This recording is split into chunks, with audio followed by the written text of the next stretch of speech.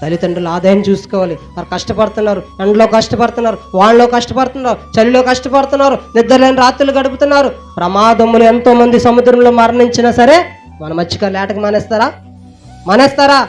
మానరు. ఆటోలో ఎంతో యాక్సిడెంట్లు అవుతాయి, ఆటో డ్రైవర్ ఆటో మానేస్తాడా? మానడు.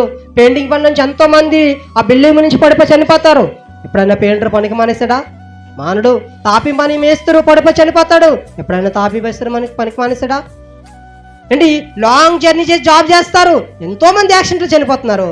మరి ఎప్పుడైనా నీ తండ్రి మానేశాడా? జాబ్ చేయడం మానేశాడా? కూలి పనికి వెళ్ళడం మానేశాడా? వేటకి వెళ్ళడం మానేశాడా?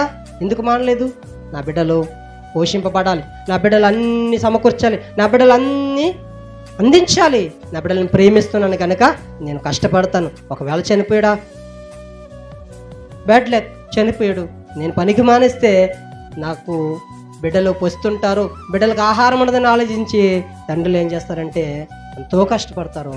ఆ తండ్రులను మనసును మనం తెలుసుకోవాలి. ఆ కష్టాన్ని మనం తెలుసుకుంటేనే వారే నిజమైన పిల్లలు, వారే జ్ఞానం గల కుమారుడు తండ్రిని సంతోషపరుస్తాడు.